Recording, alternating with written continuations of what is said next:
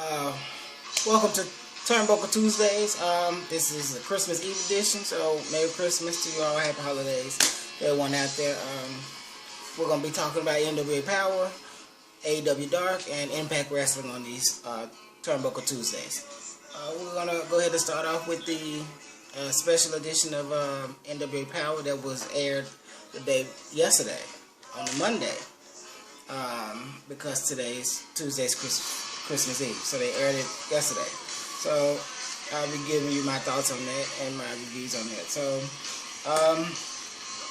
it aired yesterday, Monday. So it was interesting to see NWA Power come on a Monday Night Raw night, but I'm sure it was 10 times better than Raw, like most wrestling shows are. So they do their countdown. After their countdown, they show the story of Nick Aldis and the villain Mark Scurley. He shows up from NWA Into the Fire, the pay-per-view that they had in December this month. And he wants a shot at the title. It ends with Nick Aldis having to start his own stable and team. Then they go into the intro of Into the Fire, which apparently has become famous since NWA has been using it and brought it back. They open up the show with the announced team running down the show. Then they head to Dave, who has Trevor Murdoch there, to announce he announces that he has just got a contract with the NWA. I was under the impression that he was already signed with the NWA because he's been in like a few matches on Power, but apparently he just got off a contract, and so he signed it. Congratulations to him. Zicky Dice interrupts him and comes out and says how he's not talking about anything interesting, due to the fact that Zicky Dice is going to be the new NWA TV champion. Because apparently he feels he's going to win this tournament that they're starting for the NWA TV title that has been vacant for, I think, almost 20 years. So it's a long time. Elijah Pope interrupts him, comes out. So big pop for that. Haven't seen the Pope on TV wrestling for a little minute now. So he comes out and he talks about how he's looking for that new team of Horsemen, the Superpowers, the Rock and Roll Express, Midnight Express. Team that has that something special about them, as he said. Zicky Dice interrupts him and says, am I the guy that you're looking for? The Pope kind of looks at him and then walks off to the announcer table and joins the Stu and Joe to commentate on this next TV qualifying tournament match, which we have Ricky Starks versus Eddie Kingston. This was a really great match. These TV title qualifying matches have a time limit of 6:05, which is a great play on the time of them coming on at 6:05 and them playing homage to the old WCW NWA 6:05 wrestling that came out back in the day. So this is a really great match. I like the time limit. It's really great. Back and forth between the two. Pope is on commentary. He's doing commentary for this match, so he's really good. He's done that before with Impact Wrestling. So we'll see.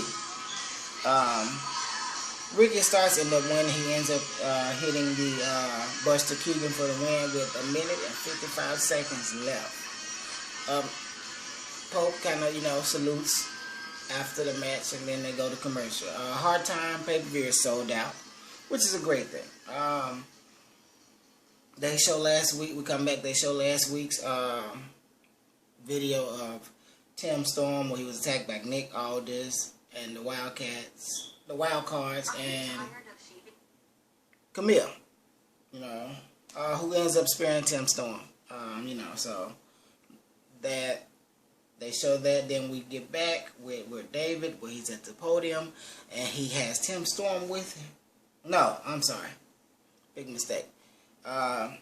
Where David's at the podium, and we're expecting Nick Aldis to come out to, I guess, explain his actions. And so he doesn't come out, but Russ Isaac asks for time to speak. You know, so he comes out with this new woman on his arm and stuff. He introduces us to May Valentine, who he says is has a new contract with the NWA. So congratulations to her. Don't know much about her. We'll see as the story goes on. So then you have that. And he talks about how he wants a match. He wants to prove himself. He thinks he deserves a match, you know, and everything like that. So out comes James Storm, the Cowboy James Storm, who says he won a match, then he can have one. Come on, let's get it on. So James Storm gets in the ring and waits on Royce Isaac. And Royce Isaac was not expecting James Storm, so it's something new. You know, he's kind of shook up about that. So he hesitates about getting in the ring. You know, he walks to the ring. He backs up and, you know, talks about it, you know, act like his shoulder's hurting. So, you know, May Valentine massages and gets the tension out his shoulders and stuff. So he does that to James Storm.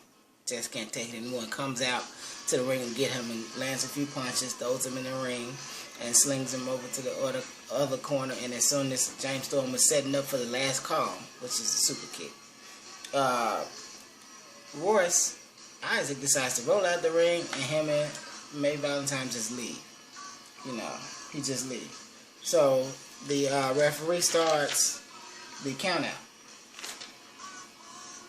You know, count out 1 to 10.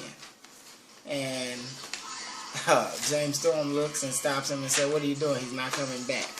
Let's speed this jump up." So James Storm does the count out and rings the bell, and the end. James Storm ends up getting an easy win by count out. You know, so easy little win for James Storm. Not much work on him for the holidays. You know, early Christmas gift, I guess.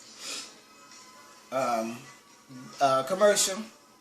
Then we come back at the desk with Dave, who brings out Eli Drake, who has supposedly been drinking. You know, he has this bottle with him and everything.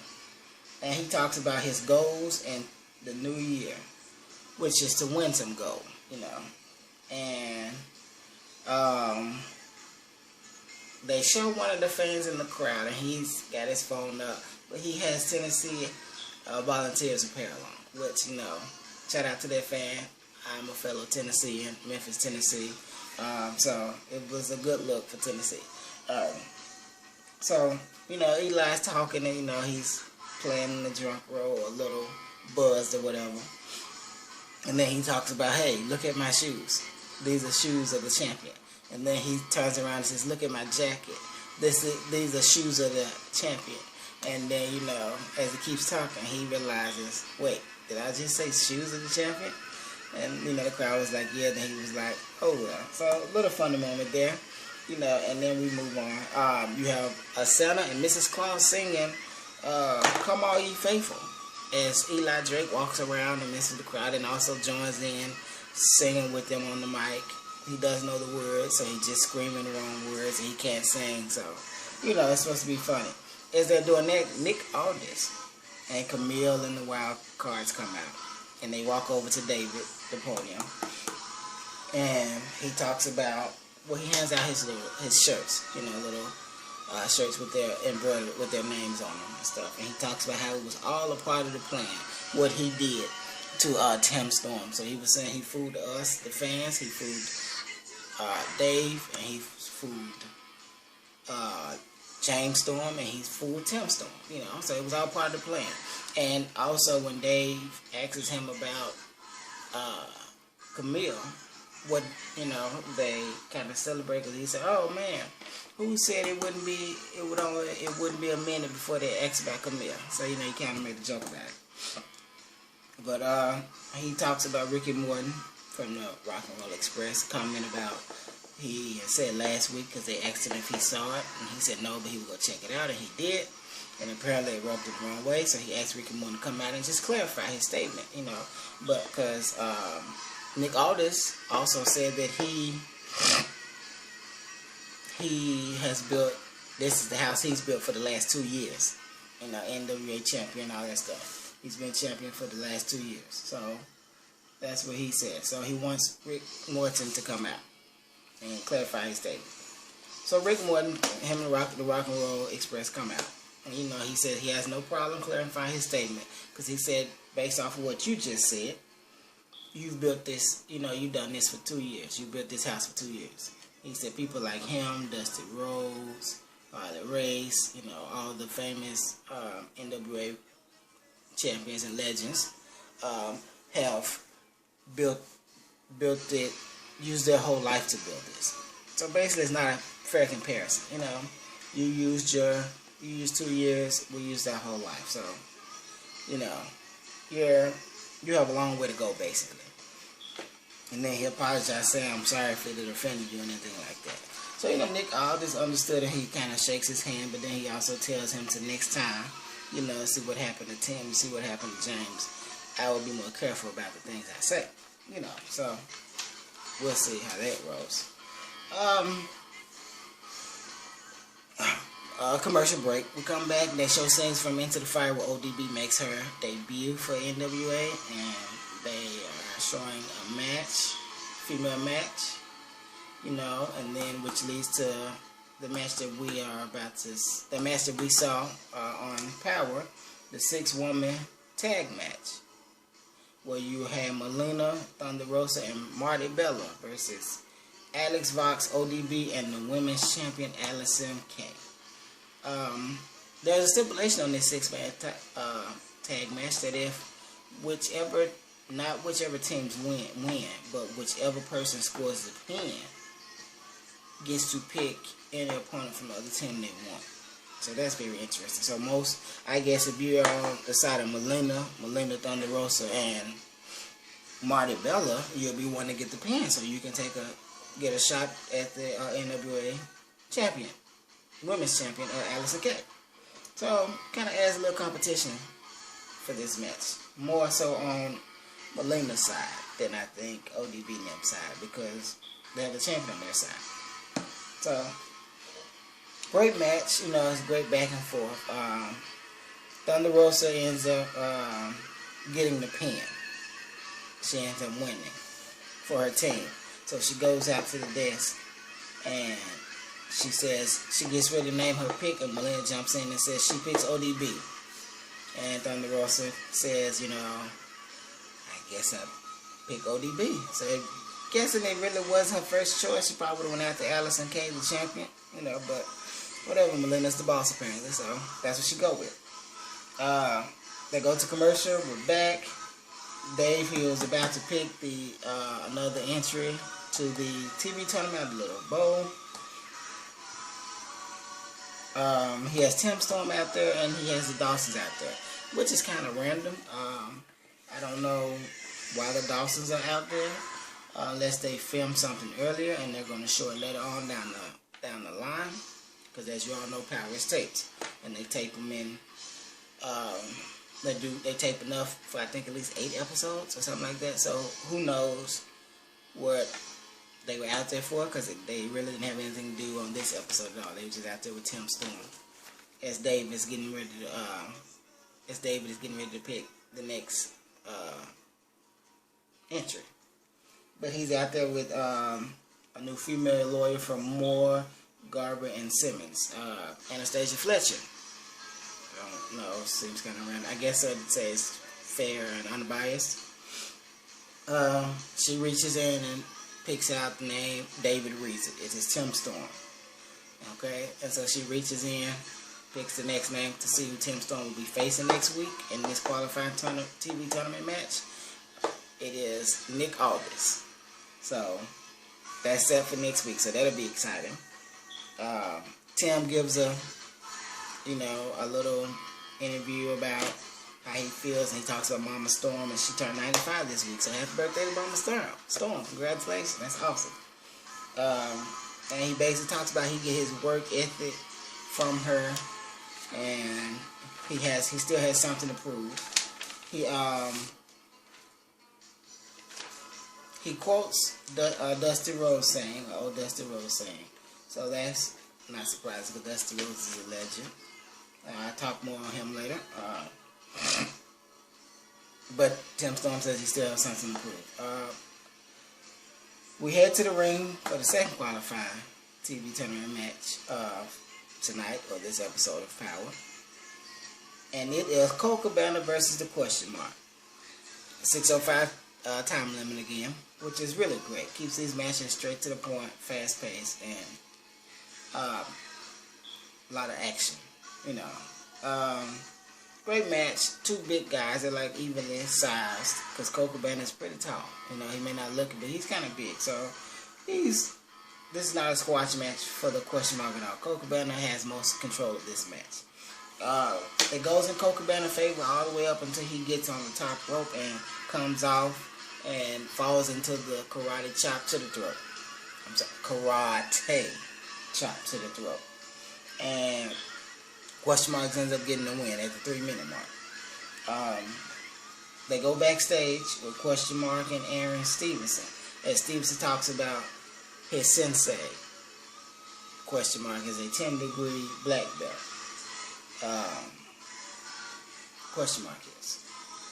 Not really sure what that is, but if it's true or not, whatever. Stevenson talks about how they plan to have all the titles. They plan to, you know, he already has the NWA National Heavyweight title. Question Mark will get the TV title. Then they will get the tag team titles. And then he will get the NWA Heavyweight title once Mercury comes out of retrograde. And that is how they end the show of NWA Power this week on this Christmas Eve, the day before Christmas Eve, so yesterday. Thoughts, comments on that show? I enjoyed seeing the Pope. I enjoyed seeing Elijah Burke back. I like him as a wrestler. I like him as a commentator and stuff. I think he's very fun. I think he's good. I would like to know if he's going to wrestle or if he's going to be a manager, since he said he's looking for a team and everything. Well, will he be a part-time commentary, a member of the commentary team? Will it be just backstage interviews, or will he be, or will they make it a 3-man team at the desk like they do on Raw, WWE, and of course AEW Dynamite, where they have the legends Jim Ross and Tony Schiavone and Excalibur. So, and even Ring of Honor, they had a 3-man team. So, who knows? Keep watching to see. The TV title.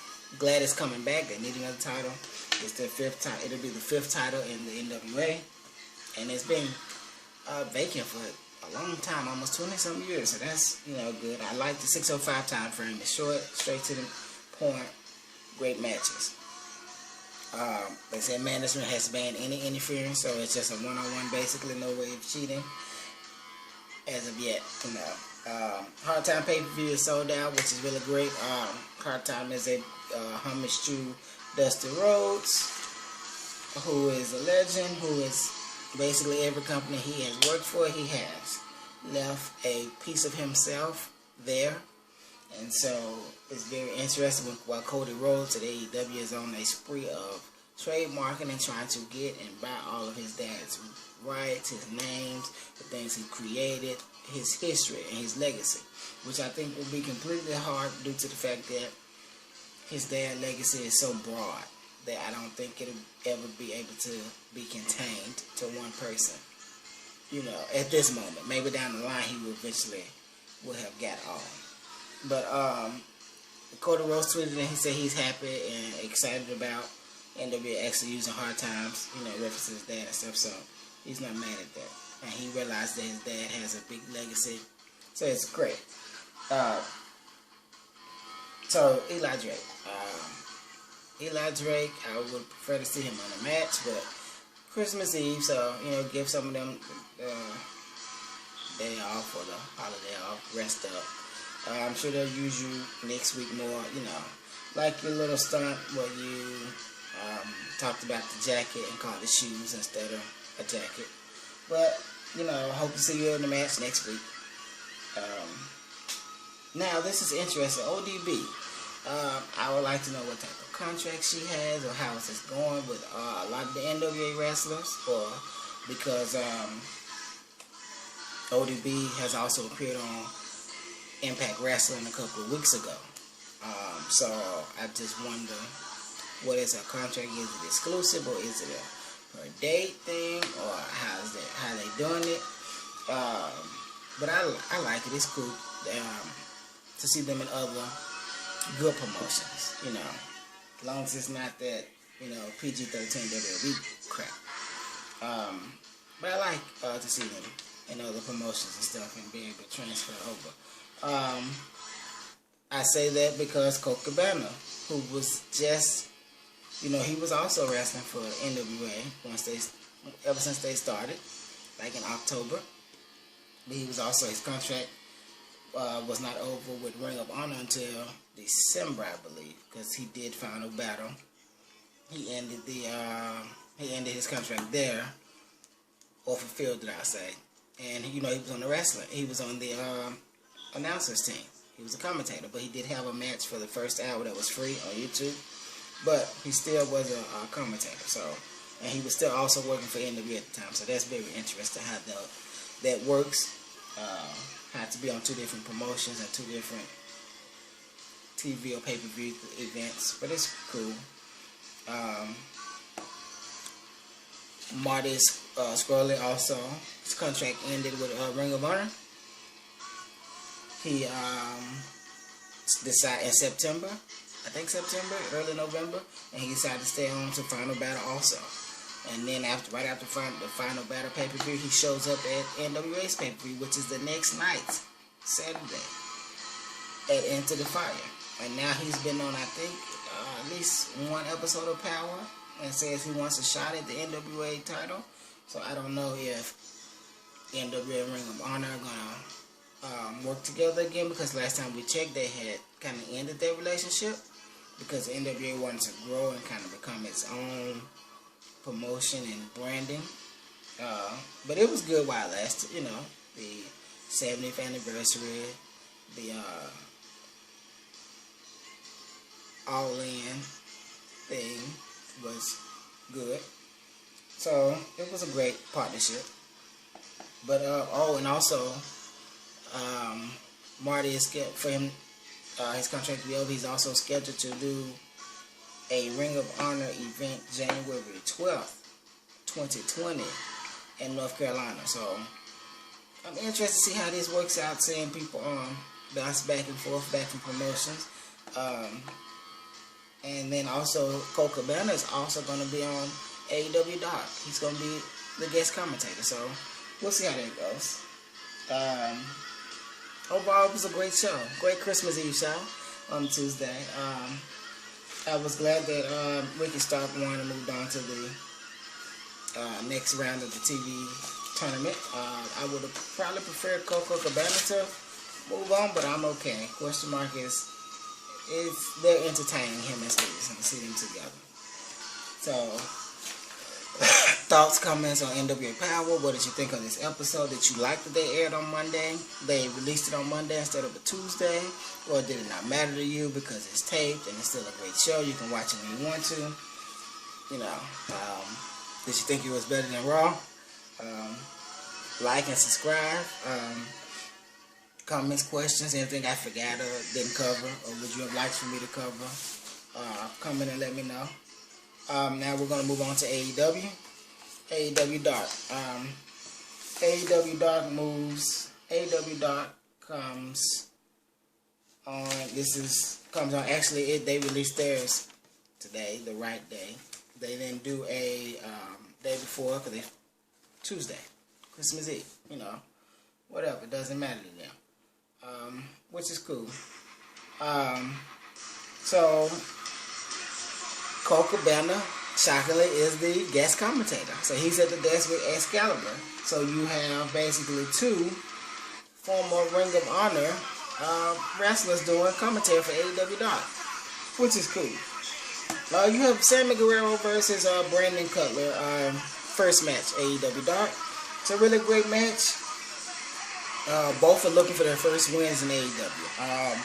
Sammy Guerrero kind of controls this match, and he ends up pulling out the win. So he kind of gets his first win and in a circle. So it looks good to him, you know, to have your first win. Backstage, Joey Janela, he talks about he will be the one to remember, because tonight he's in the main event with Shawn Spears, the CEO. It's like Shawn Spears, but we'll get into that later. We move right along to the four-way match. Proud and Powerful versus the Hybrid 2 versus Private Party versus the Best Friends. I actually like Private Party intro where they have the one security guard and the VIP rope there. I think that is really cool. For this match, I was really cheering for the Best Friends. I like them. I think they're over with the fans. I think they perform well. Great matches. You know, they put on great matches to me, so I would like to see them win. I do like there would have been 4 different tag teams. They were not all over the place. They were not all just in the ring, jumping all over the place, over the top rope, through the ropes.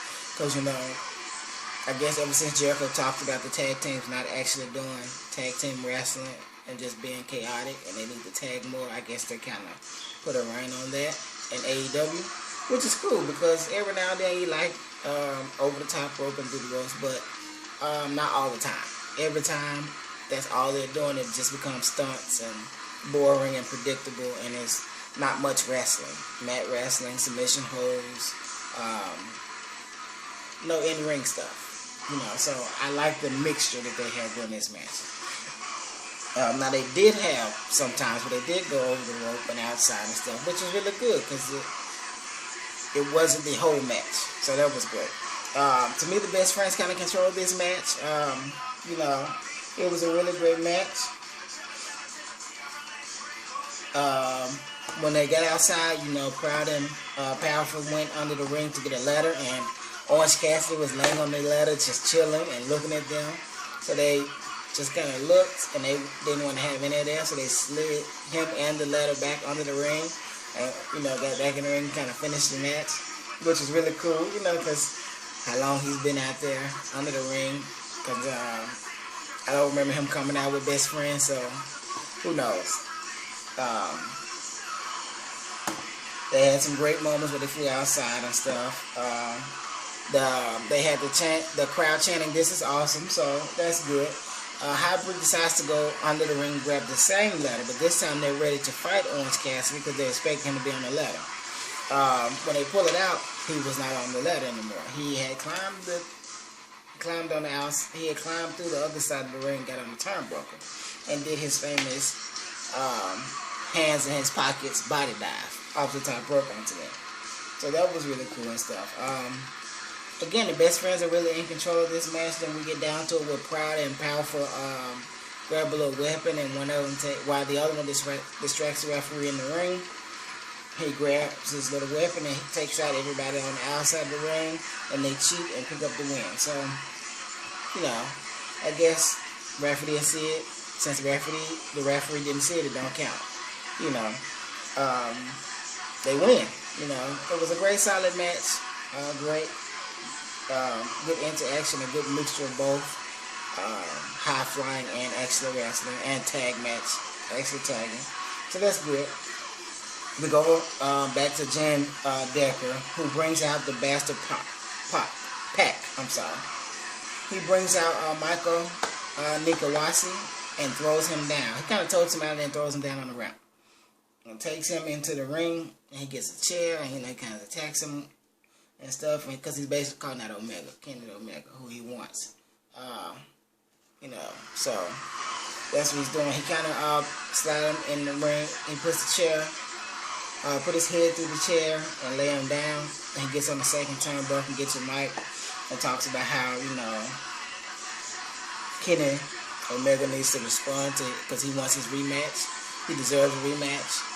And so he says since Kenny hasn't responded, this is the type of stuff that happens. So he jumps off, which is really great because he jumps off but jumps over the chair, and Michael, who I actually assumed that he was going to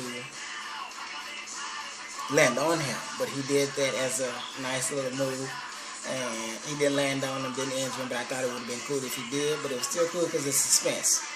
And he told Omega this is his last warning. So that's good. Now we're on to the main event. Joey Janela versus the chairman, Sean Spears. Sean's come out first. He gets on the mic and he talks about the Santa really coming to Texas. You know.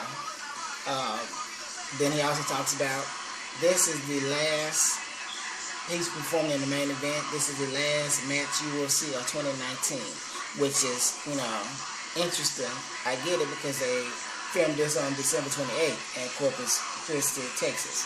But you know it doesn't air till today, December 24th, Christmas Eve. And so tomorrow's Christmas, they won't have a show, and then next week will be, next Wednesday will be New Year's Day.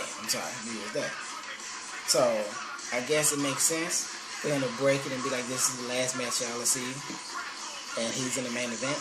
So as he gets ready to tell a kid in the audience that Santa's not real, out comes Santa. But of course it is George and Nate, you know. And so they start the match, George and Nate, they're having a great match.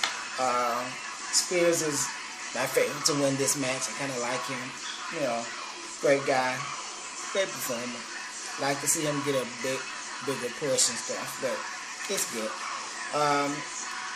They go outside, they break the ring barrier, you know, some fans in the way and stuff, and they George Janela ends up taking control of the match, and he ends up finding the guy dressed as Jesus in the crowd, and he brings him out, and they kind of pray together on the outside while Shawn Stevens is down.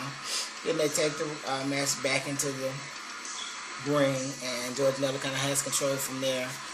He ends up winning the match with a elbow off the top rope, Macho Man Randy Savage style. So he gets the pin off of that. Afterwards, he, you know, pours some beers out in Texas. He kind of does a Stone Cold Steve Austin celebration where he hands, you know, offers one to Shawn Stevenson, and as Shawn Stevens about to grab, he kicks him and stuns him. Then he goes, gets on the rope, drink his beer, and, you know, Stone Cold style. So that was interesting. Great show. That was the end of AEW Dark. My takeaway, you know, I like Tony Schiavone. I'm a big fan of him. I was a big fan of WCW, so he brings back great memories to hear him on the mic, or just his voice, you know. So I think he's a legend in the business. Yeah, I like how Tony and Deja keep the show moving. After each match, they do a little talking, and they go right to the next match, you know. I'm not a big fan of Deja being on the show of AEW Dark. I think Tony can host it by herself, or maybe somebody else on there who can feed off of Tony better. I just think she's boring to me. She can continue announcing, because she's part of the Spanish announce team at AEW, so, you know, that's cool for her. Then you have Colt Cabana was really great on commentary for AEW Dark, which I'm not surprised because he did it for Ring of Honor, you know, at the end of his contract and stuff. So he was really great. Wonder will he be back on Ring of Honor, or will he be back on Ring of Honor or AEW and still continue to work it in NWA? We'll see. Those three can probably have a great working partnership. You know, those two companies I see. But overall, it was a great show. Comment, leave questions, thoughts, if I missed anything or forgotten anything. No Impact Wrestling tonight because they are doing, this Saturday, they're doing the first week of the Impact Wrestling Awards 2019. So this Saturday, which is the 28th, and then next Saturday, January 4th. So no Impact Wrestling for these 2 weeks. So I won't be covering that. Next week, which is New Year's Eve, Tuesday, New Year's Eve, I won't be covering in AEW Dark because they will be hosting or doing their look at year one, which is just running highlights of the first year of AEW Dark. You know, all the highlights, all the mistakes, all the accomplishments, the greatness, the, you know, sellouts, the mistakes, you know, what they learned, I guess. So that'll be great, but I won't be covering it. I'll watch it, but I won't be reviewing it. And next week, New Year's Eve, Tuesday, NWA will not air their show Tuesday. They will air it Wednesday on New Year's Day. I will cover that. I'll do a special edition of Turnbuckle Tuesday for that New Year's Day episode of NWA Power. But that is all for this episode of Turnbuckle Tuesday. Subscribe to this channel. Thoughts, comments, likes. Thank you. See you next week. Merry Christmas. Happy holidays. Happy New Year's. See ya.